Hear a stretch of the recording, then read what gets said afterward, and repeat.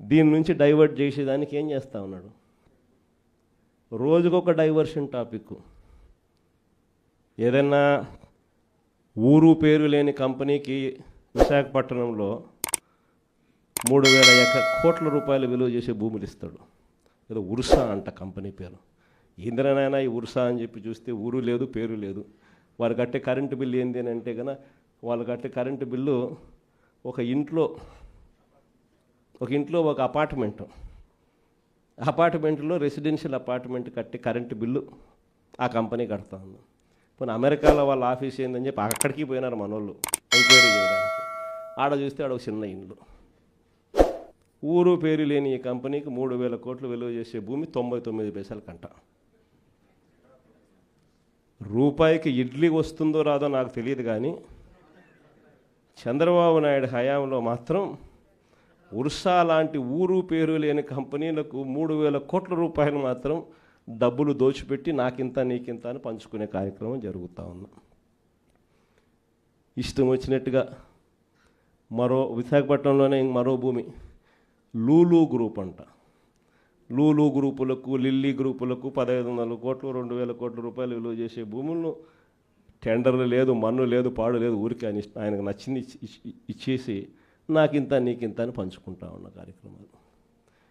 Left right centre రాష్ట్రాన్ని దోస్తూ ఉన్నారు. అమరావతిలో ఇవే టెండర్లు, ఇప్పుడు పిలిచిన టెండర్లు 2018లో ఇవే టెండర్లను పిలిచినప్పుడు చంద్రబాబు నాయుడు హయాంలో 5 ఏళ్ల కిందట వీటి విలువ 36,000 కోట్లు. అప్పట్లో సిమెంట్ రేటు, అప్పట్లో స్టీల్ రేటు ఇప్పటికన్నా అప్పుడే ఎక్కువ. ఇప్పుడు ఇంకా తగ్గినాయి సిమెంట్ రేటు, స్టీల్ రేట్లు. అయినా కూడా ఆ 36,000 కోట్ల విలువ ఈరోజు 78,000 కోట్లకు పెంచేసి టెండర్లు వాళ్ళకు సంబంధించిన వాళ్ళకు మాత్రమే రింగ్ ఫామ్ చేసి వాళ్ళ కాంట్రాక్టర్లకు మాత్రమే ఇచ్చుకుంటున్నారు. అంతేకాదు, ఇంతకుముందు మొబిలైజేషన్ అడ్వాన్స్ లేదు. పని చేస్తేనే ఎవడైనా గవర్నమెంట్ డబ్బిచ్చేది. ఈయన వచ్చినాక మొబిలైజేషన్ అడ్వాన్స్ అని కొత్తగా మొదలుపెట్టినాడు ఇయడం.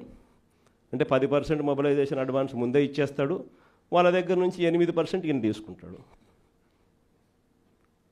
లెఫ్ట్ రైట్ సెంటర్ రాష్ట్రాన్ని దోచేస్తూ ఉన్నారు. చేసిన అప్పులన్నీ ఎక్కడికి పోతూ ఉన్నాయి? ఎందుకు సూపర్ 6 లేవు, ఎందుకు సూపర్ 7 లేవు అని అంటే, ఎందుకు జగన్ చేయగలిగేటాడు, ఎందుకు చంద్రబాబు నాయుడు ఎందుకు చేయలేకపోతున్నాడు అని అంటే కారణం నేను ఇంతకుముందు ఎలక్షన్ అప్పుడే చెప్పిన. జగన్ ఉంటే బటన్లు నొక్కుతాడు, నేరుగా ప్రతి అక్క చెల్లెమ్మ కుటుంబానికి నేరుగా పోతుంది. చంద్రబాబు నాయుడు ఉంటే బటన్లు ఉండవు. చంద్రబాబు నాయుడు ఉంటే నేరుగా ఆయన జోబీలోకి మాత్రమే పోతుంది అని చెప్పి ఎలక్షన్లప్పుడే నేను మొత్తుకొని చెప్పిన. నేను చెప్పిన ఆ రోజు చంద్రబాబు నాయుడు నమ్మడము అని అంటే చంద్రముఖిని నిద్ర లేపడమే అని చెప్పిన. చెప్పింది నేను ఆ రోజు ఎన్నికలప్పుడు నేను చెప్పిన ఆ మాటలు కన్నా ఎవరైనా వింటే ఇప్పుడు కరెక్ట్గా అవి ప్లే చేసి చూస్తే జగన్ కరెక్ట్గా చెప్పినాడు, అబ్బా మనమే మోసపోయినాం పొరపాటున అని చెప్పి. ఈరోజు ప్రతి ఇంట్లో కూడా ఖచ్చితంగా చర్చ జరగాల్సిందే. ప్రతిరోజు డైవర్షనే. ఇవన్నీ జరుగుతూ ఉన్నాయి, సమాధానాలు చెప్పుకోలేక ప్రతిరోజు ఒక డైవర్షన్. ఓ రోజు లడ్డు అంటాడు, ఇంకో రోజు బోట్ అంటాడు, మరో రోజు ఏమన్నా ఐపీఎస్ ఆఫీసర్ అధికారిని అరెస్ట్ అంటాడు. కరెంటు బిల్లులు షాక్ కొట్టే విధంగా అప్పుడే పెరిగిపోతున్నాయి అని చెప్పి మళ్ళీ ఆ టాపిక్ నుంచి డైవర్ట్ చేసేందుకు ఇంకొకటి ఆయన చేసిన లిక్కర్ స్కాములు మనం ఇంకొకటి మీద లిక్కర్ స్కాములు రుద్ది ఇంకొక లిక్కర్ స్కామ్ అరెస్ట్ అని చెప్తాడు. ఇట్లా ప్రతిరోజు చూస్తే ఏదో ఒక సెన్సేషన్ క్రియేట్ చేయడం, ఆ సెన్సేషన్ నుంచి టాపిక్లు డైవర్ట్ చేయడం. ఇంతకుముందు రోమన్ రాజులు చేసేవాళ్ళు. ప్రజల్లో వ్యతిరేకత, రోమన్ రాజుల మీద వ్యతిరేకత ఎక్కువగా వస్తూ ఉండేది అని చెప్పి అప్పట్లో వాళ్ళంతా గ్లాడియేటర్స్ అని ఒక గేమ్స్ నిర్వహించేవాళ్ళు. దాంట్లో మనుషులను పెట్టేవాళ్ళు, మనుషుల చేతిలో కత్తులు పెట్టేవాళ్ళు, పొడుచుకొని సావండరా నాయన అని చెప్పి వాళ్ళు జంతువులకు అన్ని దాంట్లో పెట్టేవాళ్ళు. ఆ జంతువులతో వీళ్ళు యుద్ధం చేయడము, వీళ్ళు సావడము, అవి సావడము, లేకపోతే వీళ్ళు పొడుచుకోవడము, అది వీళ్ళు సావడము వాళ్ళు సావడము చేసేది. ప్రజలందరూ దాన్ని చూసేది. Topic divert.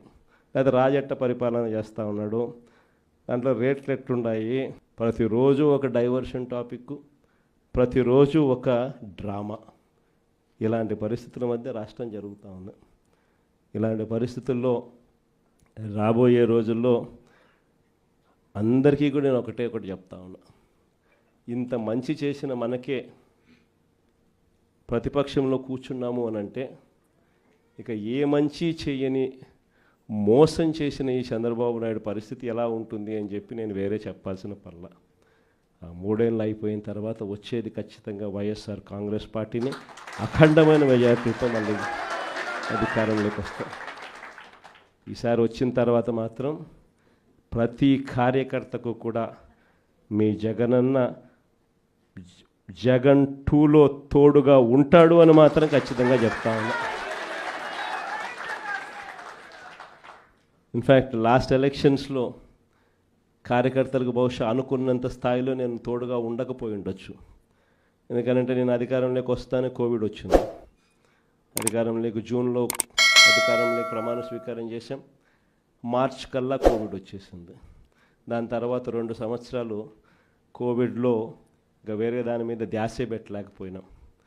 ప్రజల బాగోగుల మీదనే, ప్రజల ఆరోగ్యం మీదనే, ప్రజలకు సంబంధించిన విషయాల మీదనే పూర్తిగా ధ్యాస పెట్టాల్సిన పరిస్థితుల మధ్య పాలన సాగింది. కానీ ఈసారి మాత్రం ప్రతి కార్యకర్తకు భరోసా ఇస్తూ ఉన్నా. ఈరోజు నా కళ్ళతో నేను చూస్తూ ఉన్నా, కార్యకర్త అనేవాడు ఎంత ఇబ్బంది పడతా ఉన్నాడు అనేది నా కళ్ళతో నేను ఈరోజు చూస్తూ ఉన్నా. పాలన అనేది ఎలా ఉండాలి, ఎలా దిగజారిపోయింది అన్నది కూడా నా కళ్ళతో నేను చూస్తూ ఉన్నా. ఇవన్నీ నేను చూసిన నేపథ్యంలో నేను ప్రతి కార్యకర్తకు చెప్తా ఉన్నా, నెక్స్ట్ రెజీమ్లో మాత్రం జగనన్న మీకు తోడుగా అండగా ఖచ్చితంగా గట్టిగా నిలబడతాడని మాత్రం చెప్తా ఉన్నా.